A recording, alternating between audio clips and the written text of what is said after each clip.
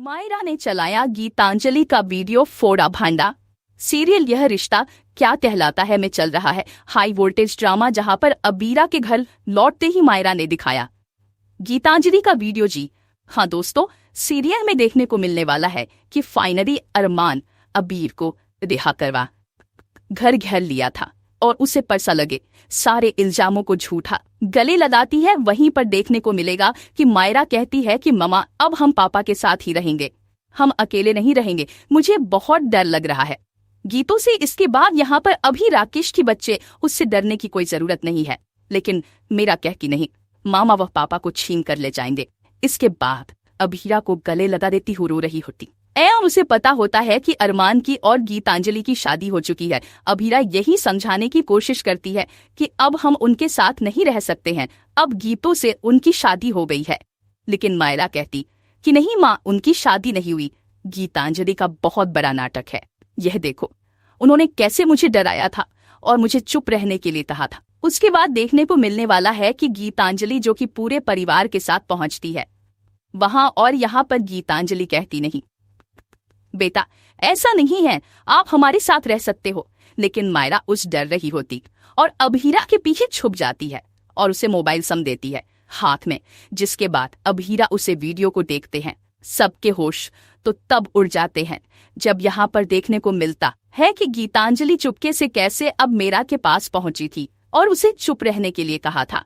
और यहाँ तक कि उसने यह भी कहा था कि वह मायरा को भी उसे अबीरा से छीन कर ले जाएगी, जिस तरह से अरमान को छीना है। और वह बहुत पूरी तरह से पागलपंती कर रही होती है। और यहाँ पर देखने मिलता है कि गीता है, लेकिन दादू बीच में आ जाते हो और जोरदार थप्पड़ मारते हैं। जी हाँ दोस्तों, अपकमिंग ट्रैक में देखने मिलेगा कि धातु कहते कि गीतांजलि बस बहुत हो गया तुम्हारा नाटक, मैं अब तक सब कुछ बर्दाश्त किया, लेकिन अब बस बहुत हो गया। अब तुम तो तुम्हारा प्यार नहीं, तुम तो दुश्मनी निकाल रही हो, एक माँ बेटी को अलग करने की कोशिश कर रही हो। और तुम्हारा ये जो नाटक है इमोशनल ड्रामा, या अरमान उससे बेवकूफ बन सकता है, मैं नहीं, तो मुझे बेवकूफ नहीं बना सकती हो। इसके बाद देखने मिलता है कि यहाँ पर दादू अरमान से कहते हैं कि बेटा तुम्हें जो सही फैसला लेना ना वह लो, क्योंकि यह अपना दिमागी संतुलन खो चुकी है और इसकी तुम एक मत सुनो जी। नाल तो मैं तुम्हें से शादी की ना, क्योंकि उसने तुमसे जबरदस्ती शादी करवाई है, तो इस शादी को मानना और नहीं माना यह तुम्हारा फैसला होना चाहिए। इसके बाद गीतांजलि की होश उड़ जाते हैं और यहाँ पर मायरा अबीरा अरमान से रिक्वेस्ट करती है कि वह उन दोनों के साथ रहना चाहती है, गीतों के साथ नहीं।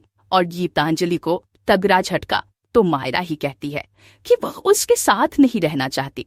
और यहाँ पर देखने को मिलता है कि गीतांजलि मेरा को डराने की कोशिश करती है, लेकिन अरमान बीच में आ जाता कि गीतांजलि बस बहुत हो गया, तुम्हारा ड्रामा मुझे नहीं पता था कि तुम शादी से पहले मायला के पास आई थी और उससे भी इस तरह से हरकतें करी है। तो देखने को मिलने वाला है काफी कुछ ड्रामा। तो दोस्तों इसी के साथ में मायरा का खुलासा किस तरह से गीतांजलि का भांडा फोड़ देगा और कैसे अपने ही मम्मी पापा को मायरा ही अब मिलाएगी, देखना दिलचस्प होगा।